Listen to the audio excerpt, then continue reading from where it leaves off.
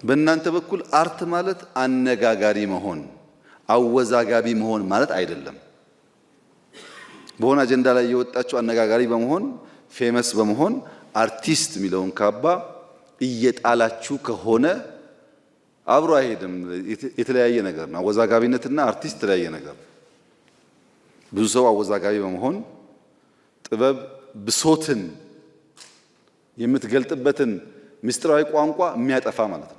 አርቲስት ቋንቋ አለው የሚኮረኩር ካስፈለገ የሚያስቅ ካስፈለገ የሚያስለቅስ። ያን ቋንቋ ጥሎ በማንኛውም መድረክ ቋንቋ ከተጠቀመ እሱ አርቲስት አይደለም። አነጋጋሪ ለመሆን አክቲቪዝምና አርቲስት መቀላቀል የተለያዩ ጉዳዮች ናቸው። በጣም አንድ አርቲስት አክቲቪስት መሆን ካማረው የአርቲስትነት ካባና ክብር እየወደቀ መሆኑን ማወቅ አለበት።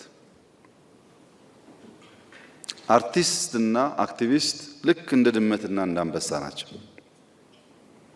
ድመትና አንበሳ አንድ አይደሉም። በአማርኛ ዘይቤያዊ አነጋገር ግን ድመት እንደ አንበሳ ልትባል ትችላለች። እንደ ካለ ዘይቤ ነው። እንደ አንበሳ መሆን የአማራት ድመት ግን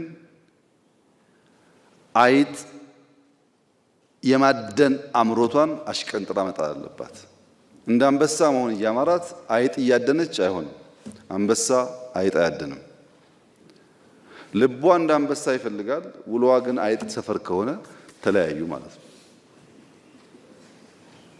አርቲስት ይገርማቸዋል። በጣም ምርጥ አርቲስቶች ሳይቸግራቸው ይነካኩና መመለስ ያቀታቸዋል። እዩ ቆጥራችሁ አንዴ እዛ የተነካካ አርቲስት ያ የምታደንቁት የምትወዱት ሰው የለም፣ አሁን የለም። ምክንያቱም ያ ነገር ያበላሻል። ለምሳሌ ሐዲስ ዓለማየሁን ውሰድ። መቼም ፍቅር እስከ መቃብርን የሚያክል ደርዘ ብዙ መጽሐፍ ብዙ እንቅልፍ እንደሚከለክል፣ ብዙ ኩራዝ አይን እንደሚያስለቅስ፣ ብዙ አድካሚ እንደሆነ ለእናንተ መንገር አያስፈልግም።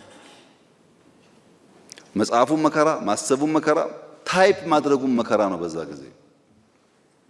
ግን አሁን አቶ አዲስ በየቀኑ ሰበር ዜና እያሉ አንዳንዷን ገጽ ቢጽፉ ኖሮ